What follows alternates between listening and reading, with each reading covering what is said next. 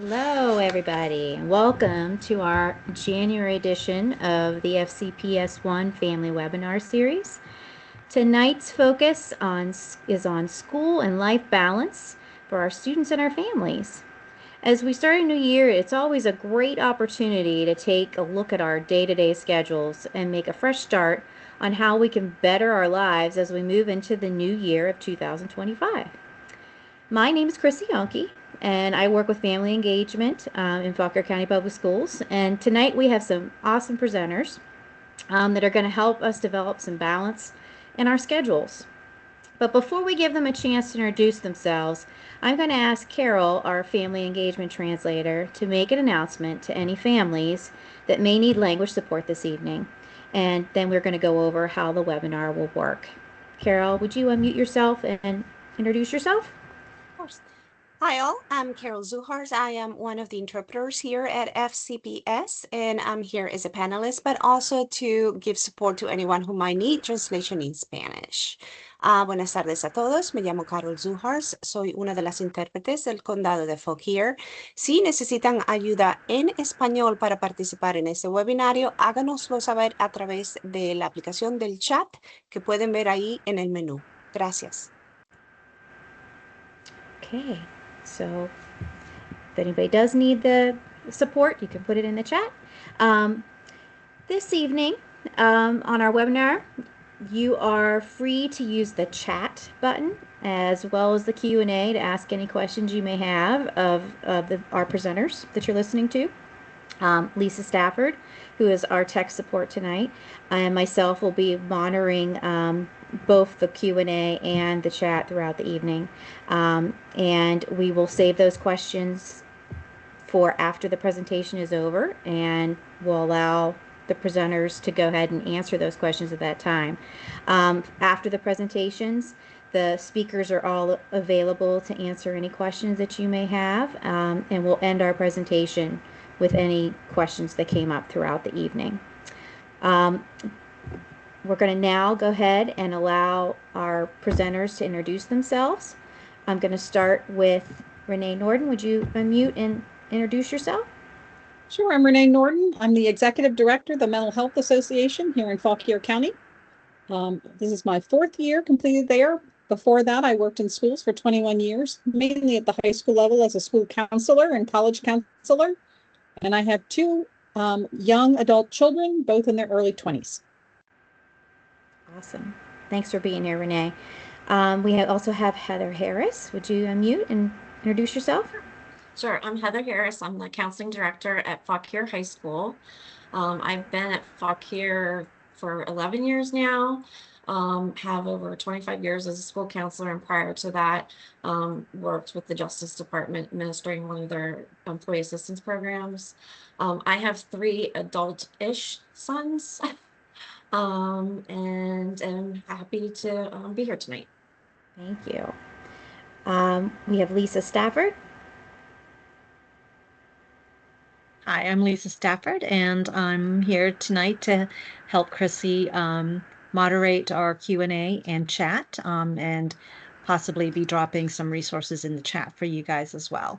I'm the educational technology lead for the county, and I deal with educational technology that's being integrated within our schools. Awesome. And last but not least, Donna, who's going to actually start our presentation. Hi, I'm Donna Guzman. I'm the Student Services Supervisor for Fauquier County Public Schools. I have 2 grown daughters who are 22 and 19 at this point, so. Awesome. And I forgot to mention, I know I said my name and my title, but I do have 2 boys in the county. One is 10 and one is 13. So I'm learning about this schedule stuff along with all of you guys. So we're excited to share all these great ideas from these presenters. So I'm going to take a moment and share my screen, and then I'm going to let Donna take over from there for her part of the presentation.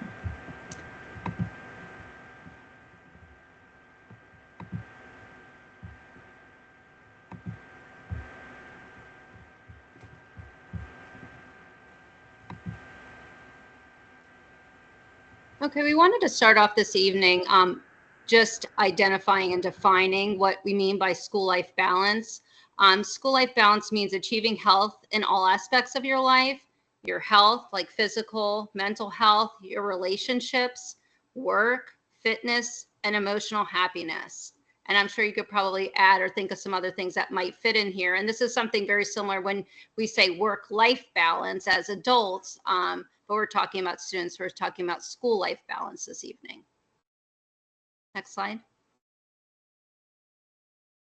So why is school and life balance important?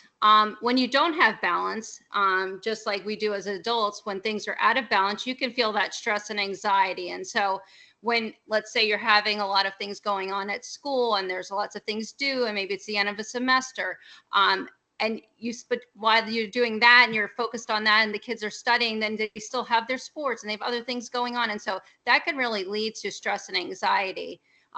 It can make them unhappy, and it can create conflicts in your house, conflicts for them. And so it's very important that we find a way to balance things out so you aren't feeling so stressed out throughout the week.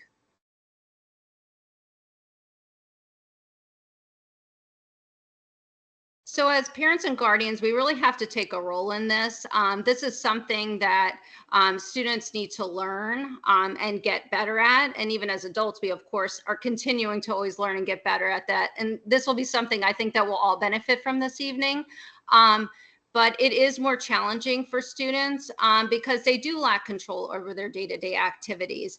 You know, if we needed a mental health day or a day off from work and we felt, well, we can make those decisions, where students are really bound to do the things that they're required to do, whether that's by their parents or their teachers or coaches or what have you. And so they're lacking that control oftentimes and not having knowledge or resources or where to go to figure out how to help themselves get balanced with all of the things going on, all of their activities.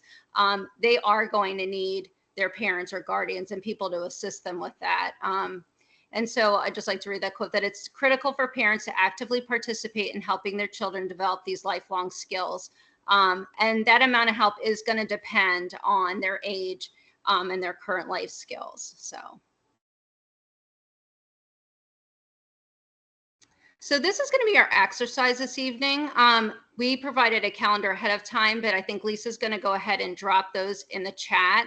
And while we're going through our presentation this evening, we'd like you to work on filling this in as the information is presented, really thinking through your week, Monday through, I think we have it all the way through Sunday, if I'm not mistaken. Up there, I know we're adding the things and I can't see, but so as we go through, just really consider all of the different you know, things that I'm going to talk about each of the different, I can't see, sorry, I'm going to wait a minute. I feel like I'm rambling.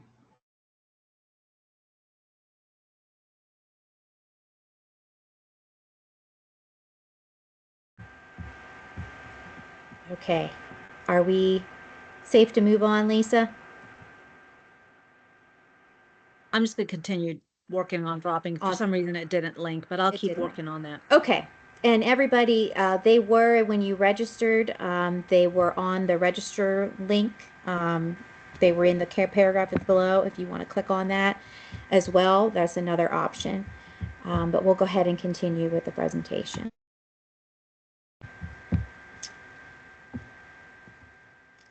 And I believe Heather is up next.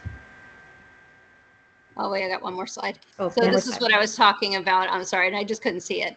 So these are the areas of focus that we're going to go through this evening. We're going to provide you some information around the importance of these balances, balance of sleep, nutrition and hydration, balancing school time, which is pretty much set in stone for the amount of time that students are required to be in school every day, looking at chores and family activities, maybe for your teenagers. That could also, you know, when we get to some of these things, include work, how much screen time they're on, family time, free time, whether they have dental, medical types of importance, and then just organizing these activities into a way that it creates that balance for them. And then Heather's up next. Okay. Okay, so proper sleep plays an integral role in our overall physical and mental health. But sleep is especially important for children's physical and mental development, their learning, their memory formation. The brain releases hormones during the sleep cycle that helps them in terms of their appetite. That's when the prefrontal cortex of the brain develops in adolescence, which is responsible for reasoning, the problem solving, impulse control, and those higher level thinking skills. Sleep also impacts our physical health. That's the time when our bodies repair and restore energy. As I mentioned earlier, it helps regulate those hormones that control our appetite. Sleep has a huge impact on our mental health. You think of it just as an adult, when you don't get enough sleep, you tend to, be more irritable or less patient with things. Young people have a more difficult time regulating their emotions. There's studies that show that kids who don't get enough sleep have more trouble concentrating, solving problems, and remembering information, all important skills that they need while they're in school, which impacts their school performance. Sleep also affects our health, in terms of our immune system. When we don't get enough sleep, then it can compromise our immune system, and then we can develop, more illnesses and diseases. So I thought this was kind of interesting. It talked about 35% of children and 75% of teens are not getting enough sleep. I know that when the school counselors go into 10th grade PE classes, one of the things that we talk to students about is how much sleep they're getting. And you may have a classroom of 25, 28 students, and we'll ask them how much sleep they're getting. And probably only 2 kids will raise their hand and say that they're getting 8 or more hours of sleep a night. Most of them are within the 5 or 6 range. And so there's a huge sleep deprivation problem that's going on, and that can impact them being moody. They may be seen more aggressive, again, because you're more irritable. And that aggression can also kind of cover up depression. A lot of times in young people, depression comes out as anger. That ability to focus, the impulsivity, especially in teenagers, decreased self-control, the emotional regulation, and then the overeating and undereating as well.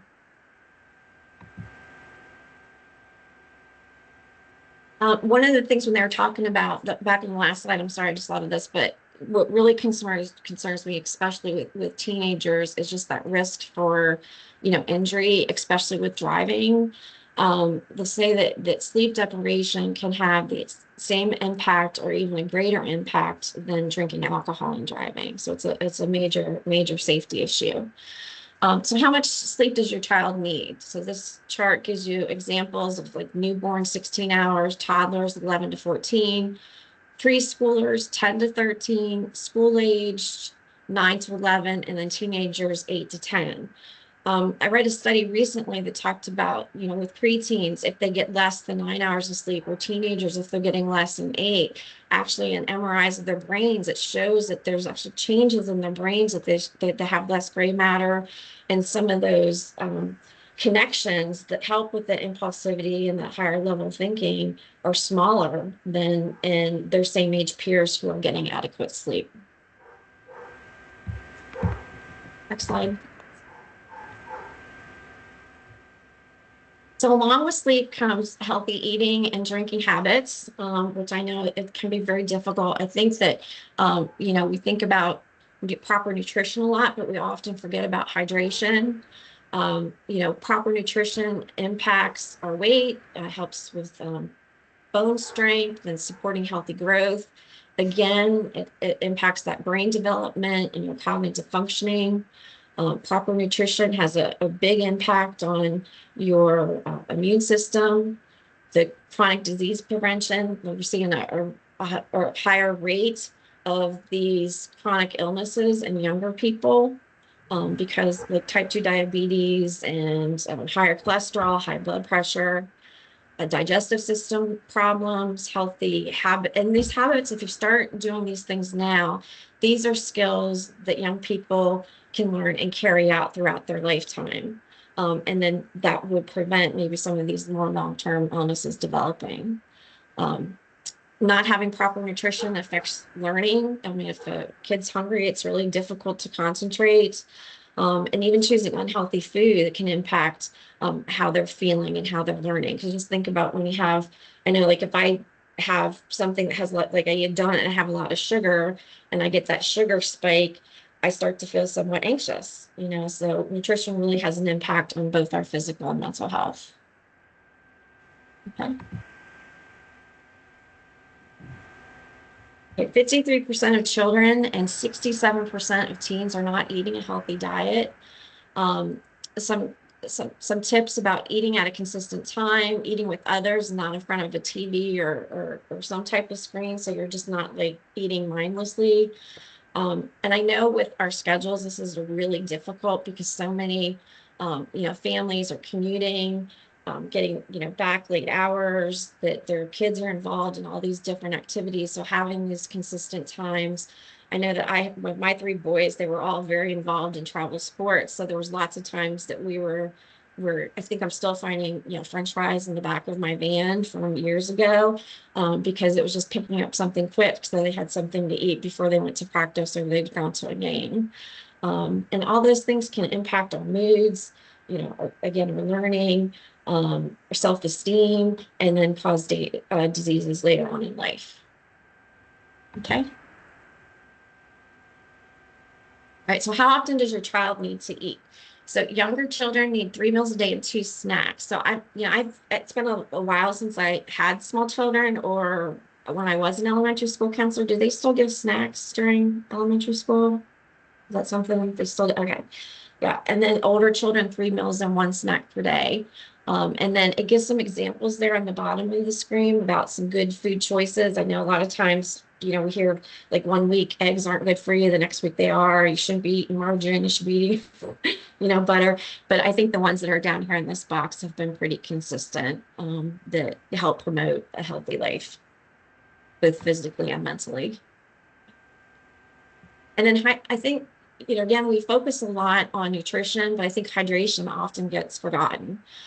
This graph shows how many cups of water, 8-ounce cups of water a day, girls and boys need throughout the childhood. And I like to focus that it's water, because I think that a lot of times kids are drinking like fruit juices or other drinks that have a lot of sugar content.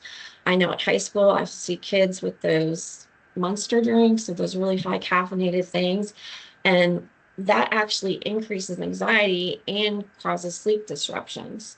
So I think, thinking about hydration along with nutrition is really important. Okay. Consistent school time, which we haven't had in 3 weeks. so this week I'm sure has been pretty rough on a lot of people, because that consistency is so important for children. It helps, foster a sense of control over their lives, and that feeling of not having control is a major source of stress. So having these routines can help actually reduce stress in young people. It creates habits such as, being on time, being reliable, which are all life skills that we need to be successful in the workplace. It fosters a sense of structure and predictability, again, going along with that sense of control.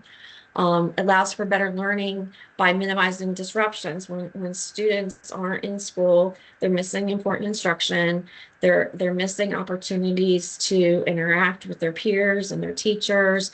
And then sometimes coming back after that, then they feel, more isolated because they're behind.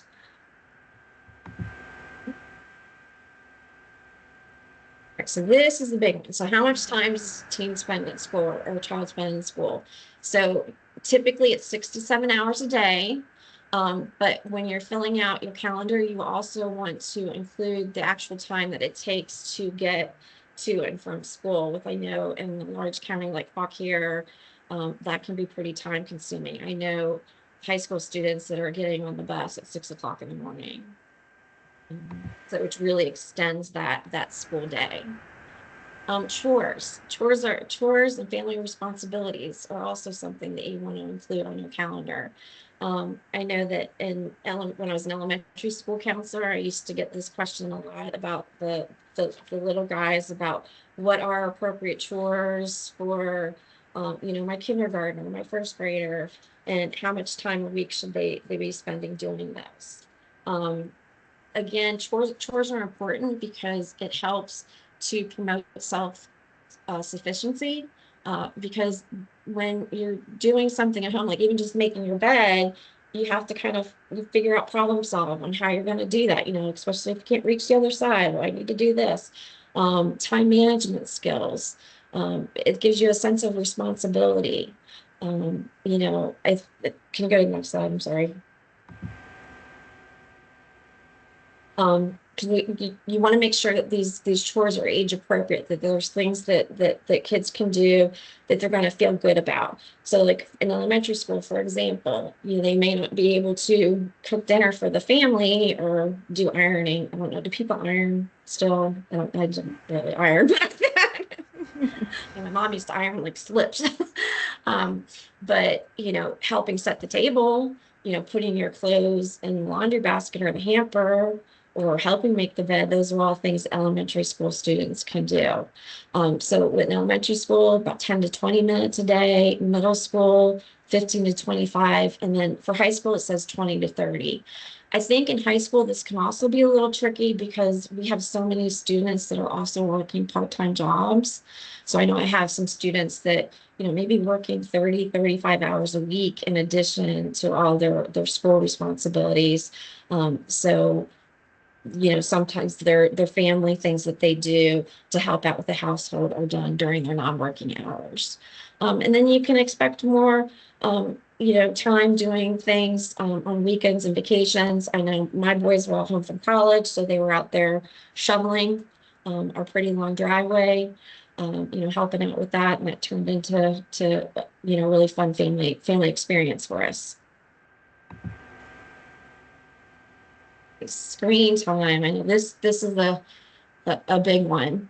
Again, when we go into the health classes, one of the things that we'll ask our high school students is whether or not they think social media and screen time is a positive thing or if it's negative. And I will tell you, the majority of time, the kids are seeing it as a negative, yet they're still spending quite a deal of time on screens. And it's not all bad. I mean, screens are going to include things like your cell phone, your computer, game consoles, iPads, smartwatches, the pads, which was new to me that we're still using those. Those were around 25 years ago when my oldest was little. Because it's inevitable. We're not going to be able to get rid of it because they use them for, they all have Google book or Chromebooks. So they need their Chromebooks in order to access their education. When students do talk about how social media and social connections through screens can be a positive thing, they talk about being able to access people that have similar interests that they do. I know we have a lot of students, especially seniors, who start getting on group chats with other students that are going to be going there as freshmen to college. And that's how they may find roommates or learn about different programs that are available at their post high school school. What's concerning about screen time is there's major sleep disruptions from it. I think pediatricians, sleep specialists will say that you should at least get off an hour before you go to bed. It can cause moodiness, decrease family time, because you're not getting the physical activity because you're in front of the screen. That can have other health impacts, and that free play, which is so important, especially for younger children. And then the not moving or not eating mindfully, then you have those other issues of obesity and other medical issues and potential mental health issues. A lot of bullying can happen online. People can be pretty brave behind a screen and say things and do things that they wouldn't do in person. And then there's that comparison that young people do, because of course everybody's posting the best pictures of themselves and sharing like their best life. And that when you're seeing that all the time, it's 99% of the time it's not real, that can have a negative impact on your self-esteem. So how much time should children and teens spend on screens? So you can see there. I thought it was really interesting on the bottom where it said that teens spend 9 hours of screen time a day. I mean, they spend more time on screens than they do at school or sleeping, which I found concerning.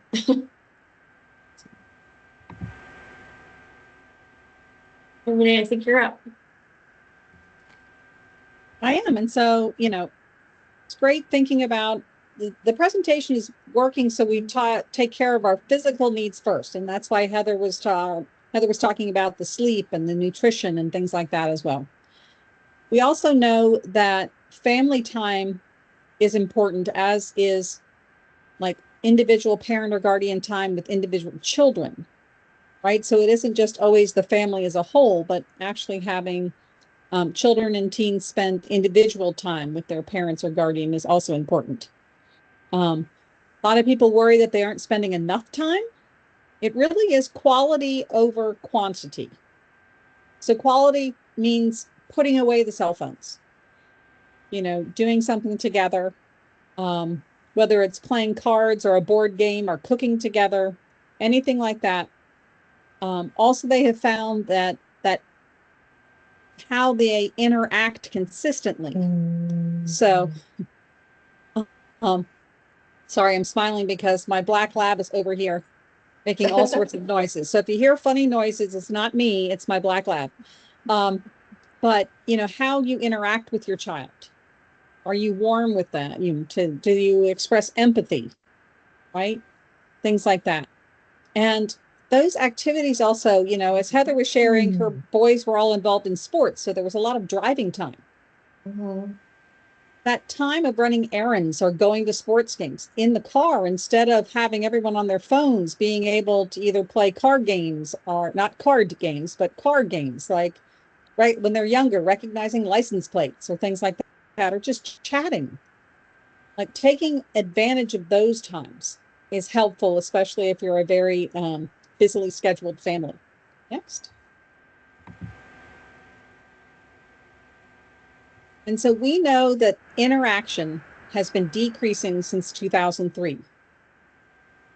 We also know that mental health concerns have been increasing since 2003. And of course, mental health has an impact on physical health as well. But since 2003, there have been less and less immediate family interaction, extended family interaction. The family is there to act as a support system for each other, to provide mentorship and examples and skill building. And so the less we interact with our family, the more likely those things won't occur. And so by interacting not only with our immediate family, but also that extended family interaction. I know of young people who have spent little to no time with their grandparents and actually are afraid of older adults, afraid to talk to them, don't know what to talk to them about. Being able, so maybe, and I know that a lot of families don't live near their older relatives.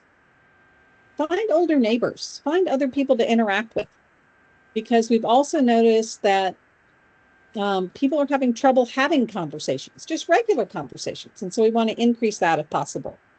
Next.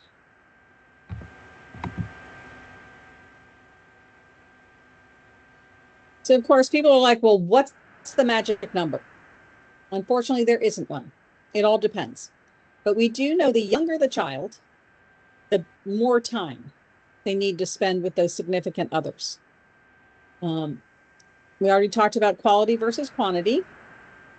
We also need to make sure that we aren't, as parents or guardians, just putting in X amount of time, regardless of our mood. If we are stressed, I'll call it snappish. If we are anxious, trying to spend quality time with our children might be difficult. It might be better to go and take a 20-minute break by yourself before you then engage with your kids. And then don't think that as the teens, that's fine to stay there, Chrissy. Don't think that when they're teenagers, they don't need you. They actually still need you. Now, they don't need you to be their friend. They need you to be their parent or their guardian and provide boundaries. The next thing we're going to talk about is unstructured time. There's a relatively new book out that did a huge deep dive into unstructured time. And what they found is that our kids are missing free play. I don't know when you all were growing up, but I can remember my mother saying, all right, you can watch cartoons until 9 a.m. and then you better pack a snack because you're going outside. It doesn't always have to be outside. I mean, I don't think it would be healthy for any parents right now to say, okay, you haven't had your outside time today. You're going out right now. No, but that unstructured time, allowing kids to be kids. I read an article that Silicon Valley, the movers and shakers in Silicon Valley are very concerned because we aren't producing creative kids. Kids who think outside the box. And they think it's because we have structured their time so much. They don't have time to think in other ways. But we know, anyway, you can go to the next one. To me, unstructured time, I love it when kids say they're bored. By the way, when your kids say they're bored, it is not your job to give them things to make them not bored. It's their job to figure out ways. This stat to me was amazing, like scary amazing. The average American youth spends 4 to 7 minutes outside per day in unstructured play.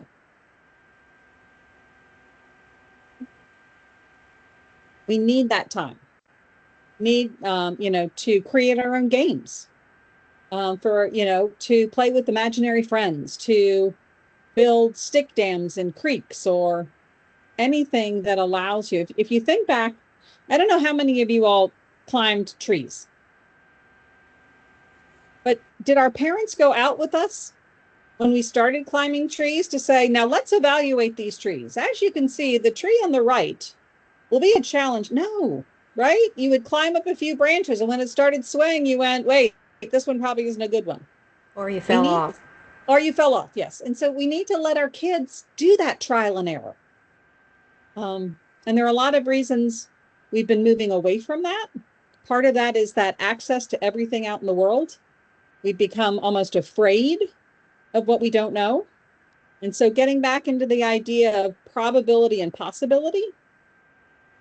And also as adults, going outside. Do something unstructured and see what happens. Next.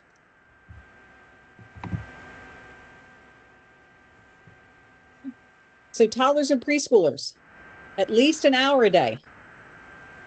And then 30 minutes with parent interaction. So whether it's parents stacking blocks with the children, doing something like that. Elementary, middle, and high school, at least an hour a day. How much recess do kids now have in schools? Is it about maybe 20 minutes? Okay. So, as you're looking at those schedules, it doesn't mean that you all have to, like, the parents or the home has to do all of the hour. Do high schoolers even have recess? No. Okay. No. And remember that free time isn't screen time. So you can have screen time, but free time needs to be allowing their own minds to come up with creative things, not to have the screen help them do that. Next. So organized activities. As I told you, I spent 21 years also as a college counselor. And I always loved parents coming to me and going, now, how many activities do they have to do? And what age do they have to start for them to get into college? And I always said, well, none. And they were like, what do you mean? I said, well, you don't have to do those things. We want to expose them to things and have them find what really they love. I've had students that have had no organized activities, but work. And they got into college that were great fits for them. But as kids are growing, sports, all these organized activities allow them to sort of get a little independence, allow them to work with others, to develop that teamwork, to help them learn how to get along with others, be able to share ideas, but also hear the ideas of others. And we want to make sure that we aren't overscheduling them. A lot of times I would have young people who had been heavily involved in one activity or two activities. And by their senior year, they would come to me and say, I don't want to do that in college. So we want to make sure, yes, we want them to commit. I still remember I took flute lessons when I was in elementary school. I hated it. Did I have to do it the whole semester? Yes, because I signed up for the whole semester. And we need our young people to understand that they aren't going to be great at something the first time they do it. So all these activities allow them to sort of expand their roots or their wings and learn more skills. But we don't want to have them so busy that they don't have time for that free play.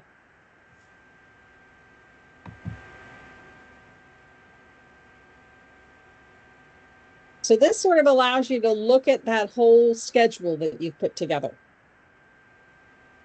Are all these organized activities impacting their ability to get enough sleep, getting their schoolwork done well, getting their family responsibilities done? A lot of families are like, oh no, that's not important. Actually, it's very important, right? It's part of their purpose. You want kids to understand that they are part of the family, and the family being whole and successful is also part of their duty, right? Part of their how we all function together. Do they still have time to hang out with family and friends, right? You know, when you talk to like Katie Ledecky, who of course was an amazing Olympic athlete. Yes, she concentrated on swimming, so she didn't do a lot of other things, but she also loved it. But time after time, her parents would check in to make sure she was still loving it, right? So not everyone can be a Katie Ledecky. Not every child is going to be, go play in the NFL. So we need to make sure they have that ability to live a balanced early life so it doesn't negatively impact them later.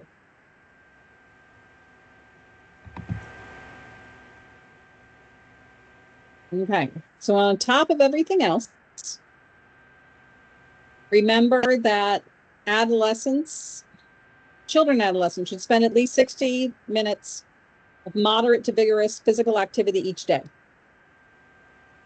So maybe on a nice day, don't drive down to the end of the driveway to pick them up from the bus. I can understand if it's pouring rain, that's a nice thing to do as a parent or guardian. But don't sort of enable the lack of exercise. Also, keep up with the medical and dental appointments. Be able to stop disease progression. We know that dental cleanings are now more important just for more than just oral health. That actually they now find it feeds into other aspects of physical health. We know that a third of all mental health conditions start before the age of 15 or 14. Being able to notice those earlier. And then we also want to address that life balance with little ones. Because I will tell you, if anyone is watching this presentation and they have like 11th and 12th graders, it's going to be an interesting conversation when you take this nice little schedule to them and say, okay, let's work on this if we haven't done it yet. So by the little ones, keeping track of how much sleep they really need, having them already know the importance of sleep and nutrition will help them as they age. Next. Okay. So this is one of the examples of a weekly schedule. Right, and as you can see, we have, the school here in this area. Can you all even see my arrow? No. Okay, so I'm going to talk then in visual. So the light color area is school. Then we have after school activities, right? That whole thing looks pretty full, doesn't it?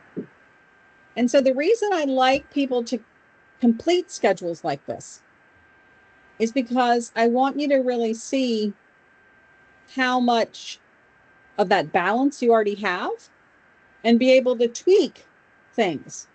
I remember talking to a family that what I would consider was overscheduled. And it was funny having them all complete their own schedules and then sitting down and finding out that all of them really disliked one of the activities they did, but they thought that everyone else in the family loved it. So being a team player, they didn't tell anyone they really didn't like doing it. And by taking that out of the schedule every week, it gave them more time to do things that they did like.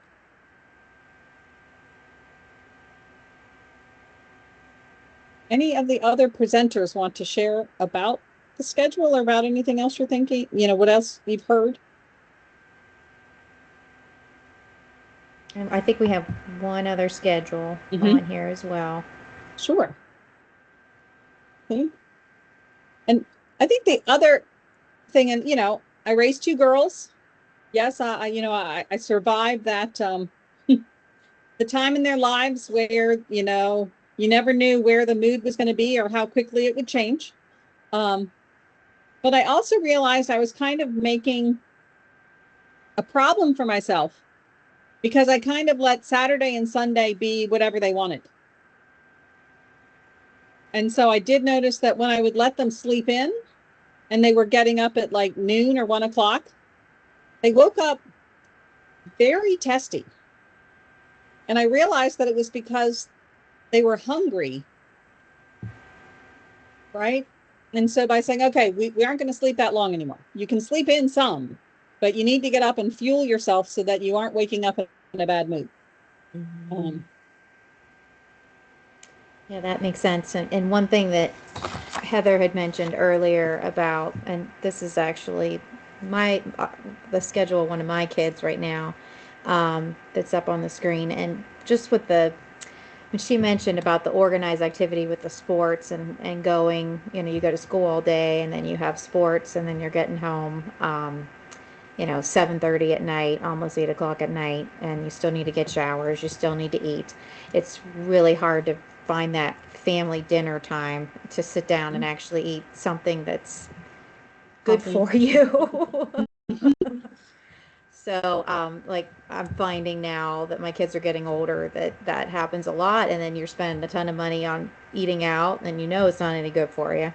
Has anyone found any solutions to that? Because I mean, you just go, go, go, go once they are involved in those kind of things. Meal prep. Meal So, prep. because I think that, like I was starting to feel bad, because I was eating what they were, when we were stopping things and trying to do things that I knew that I could put in the car in a cooler, like Renee was talking about when they went out sledding, so that we were, eating wraps or something that was healthier. But then that's more about like our schedule and Right. and planning the time. We have to be better about our to do schedule. that, yeah. Yeah, so it's definitely hard, and I would try to get them involved in it, because one person like this and the other person doesn't like that, to make it something that we were doing together to get this, things packed for the week. Yeah, and for dinners, like when we had the girls and they were running back and forth to soccer and volleyball and all those different things, I always found like the crock pot was like my go-to thing during the school year because, it's so easy to just throw everything in and then you set it and you just and you're done and walk away and it's ready and hot when you get home. So that was a trick I always used to use. Yeah, the crock pot definitely saves you a lot. And I know, so I was like just thinking about these schedules and different things. Sometimes you think you're, oh yeah, we are doing all these things, but I think until you like maybe take some inventory, I feel like sometimes I have to take inventory and like maybe look at my last couple days or my week and like really write down, okay, like what did I do? What did I accomplish? How much time was I on the screen? Did I do any chores? Same thing for the kids, like kind of take inventory and then write it down because, if you don't plan it out like this until it becomes your routine, you won't get all of the things in. So I just think this is super helpful. Yeah. The other thing, Renee, when you were talking about how, especially with the high school age students, that they feel this pressure that they have to be involved in all these different things. And I know when we were younger, kids were playing, multiple sports throughout the year, like a different sport all year. And now there's like so much pressure to play travel and to excel at just one thing that a lot of times kids get burnt out from because they're just like you're talking about the swimmer, because it's just all like their whole life kind of revolves around this one particular activity. And I think and I'm seeing that, I mean, in some cases it's parental, you know, um, push to do these things, but the majority of times it's the students themselves that put this pressure on themselves to, you know, take all these really ridiculously hard classes in high school and be involved in every club in a leadership position and it be in school sports as well as like the travel type things. And I think it's okay to tell them you don't have, it's okay, you don't have to do all this stuff, and this is not necessarily the prescription for success. Exactly. I remember talking to a mother and daughter who she had excelled in field hockey, and she used to love it, absolutely love it. And she ended up getting recruited. She had to fly. She and her mom and her team flew to California to be scouted for a Virginia team. But she did end up being recruited by the Virginia team. She played field hockey. She had a quarter scholarship her freshman year, a quarter scholarship her sophomore year, half her junior year. And by the time she got to junior year, she had just, she hated it. And she played her senior year on a full scholarship, but hated every minute of it. And her mom and her in talking, her mom said, had we just saved all the money we paid for travel soccer, for the special nutritionist, for the special trainers, for the off-season, coaches and all this, we could have paid for that school 2 times over, and she could have done whatever she wanted. Mm-hmm. So it's that idea of, that balance. Mm-hmm. And I think we get so scheduled thinking we're doing this great service for our kids. But, as I think at least I have experienced now that my kids are out of the house, that time flies by. Mm-hmm. And the kids don't remember the amount of times or how many different travel teams they were on. They remember how much time they spent with you. Right. And, I have a lot of friends that are college admissions counselors for very admissions competitive schools. Notice I said admissions competitive schools, not great schools. Any school can be a great school. The trick is fit. And just because you can get into an academically competitive school doesn't mean that's going to be the best fit. So really try on, if your kids are getting to the age of thinking about college or even thinking about, apprenticeships and other things, or even maybe military service, start exploring those now. See what's out there, because you're going to do a whole lot better in a school where you fit than a school that you went to because U.S. News and World Report said it was a fabulous school. That's good advice. I'm going to go ahead and stop sharing.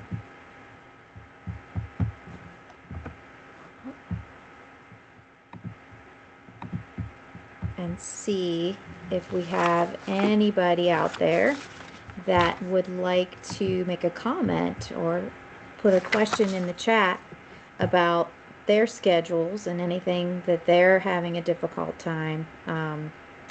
If you had a chance to just jot some ideas down as our presenters were giving information tonight, anything that you noticed about your schedule that you'd want to share in the chat?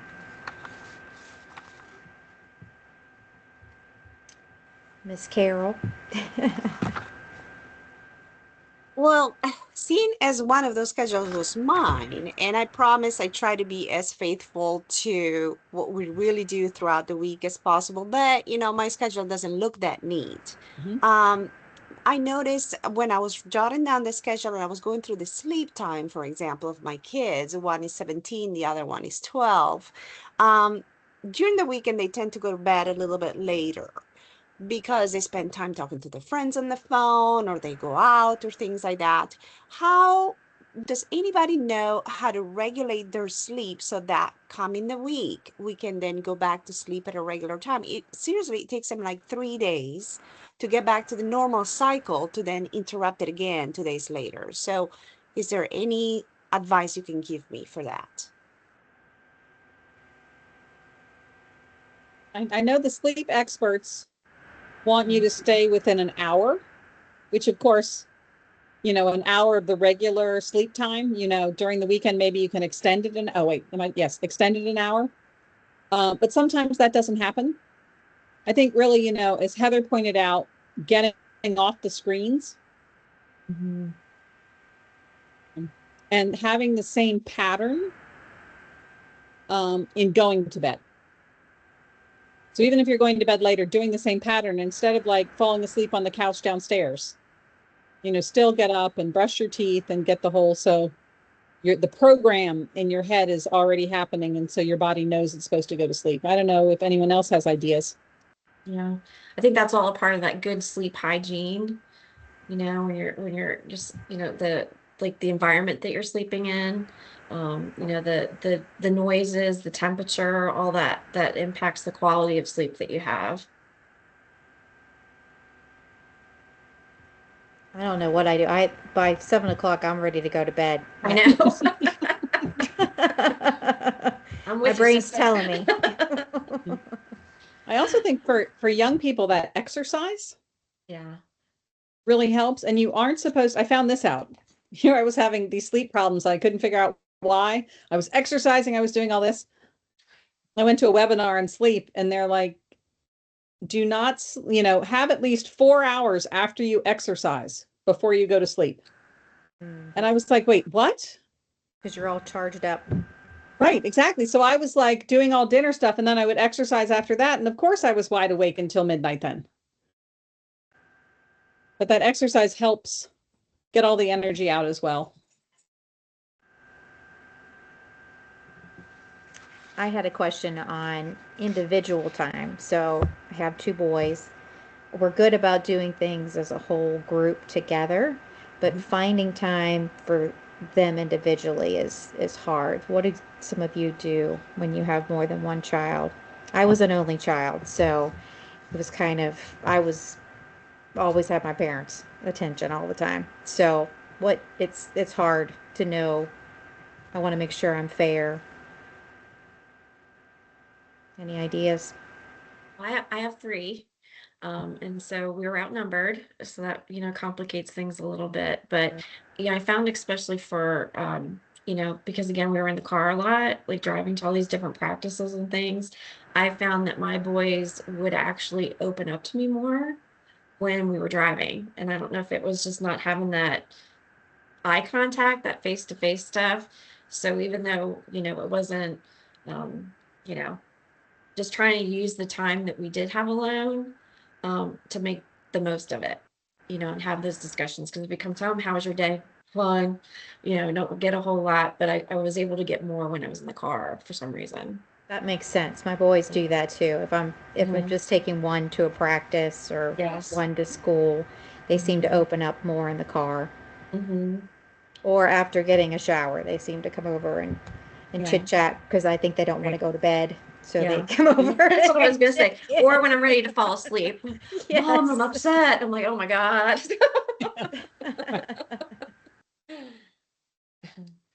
Yes, I think so. I only had two. So like during the daytime, like maybe over a weekend, we would subdivide and conquer.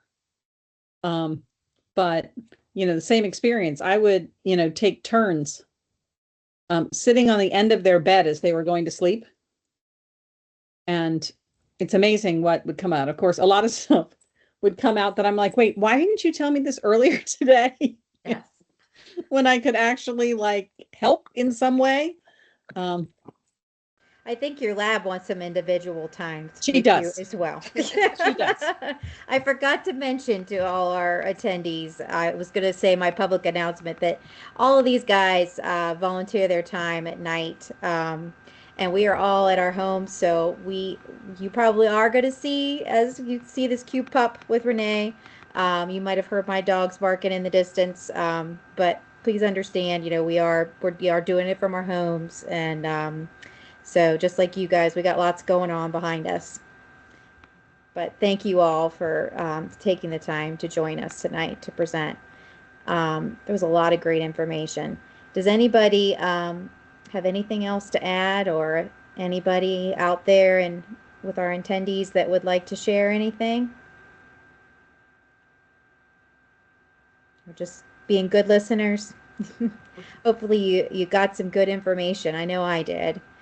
I want to let everybody know that this was recorded, and it will be translated and shared out on our newsletter that comes out each week, bi-weekly, for Fauquier County Public Schools, and it'll also be on our website, our county website, so FCPS1 .org. Under the community page. All the webinars that we've done are posted there. And Chrissy, if I could just say one last comment, Yeah, maybe sure. all of us can. As a parent or guardian, give yourself grace. The reason for this activity wasn't to get you all on a schedule that you were going to adhere to every second.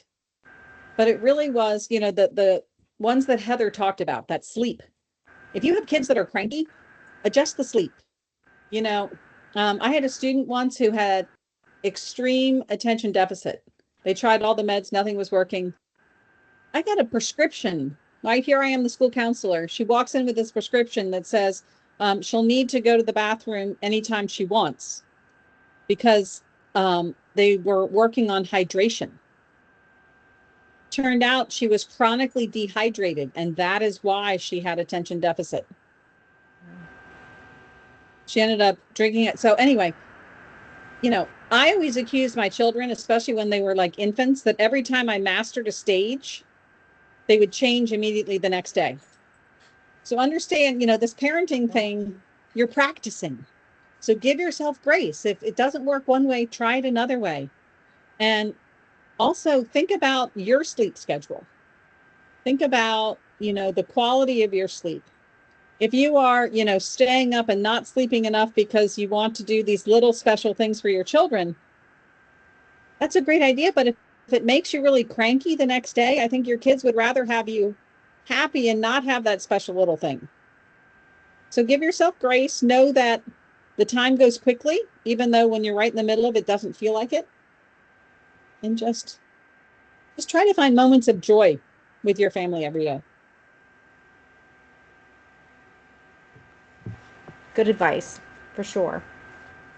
Especially after just coming off of the frantic holidays.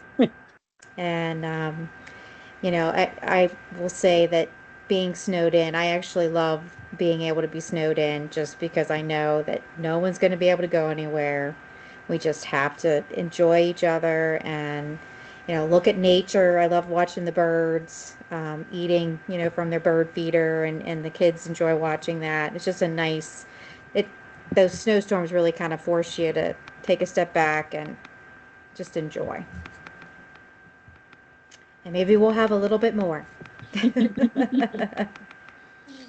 Well, I want to thank everybody again for coming out tonight, and I look forward to webinars coming up in the next couple months, and just keep an eye out for our advertisements. And we hope everybody has a wonderful and safe evening, and happy Friday tomorrow. Thank you all for joining us. Thank you.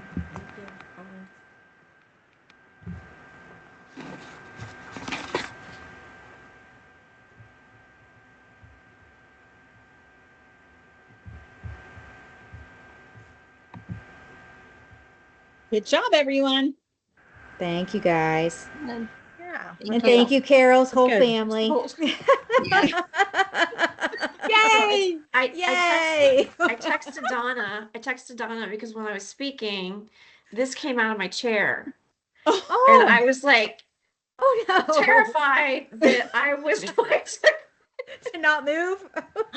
Oh no. No. I was in an gonna be online on the meeting. floor. I was in an online meeting with somebody else yesterday, and right before it started, she said her chair broke and she fell out of it. And I Well, was that's like, what I was afraid was going to happen. I was like, well, good thing that didn't happen for you or on screen. so if I got tongue tied, that was when it happened. Well, you didn't. No one knew your chair was about to break. I couldn't tell. Lots of parts of me were clenched. You're like, don't move. Oh, wow. Well, get out of that chair. My husband needs to fix it. All right, ladies. All right, thank you. Have Have a good night. Have a Thank good you all. night. Bye.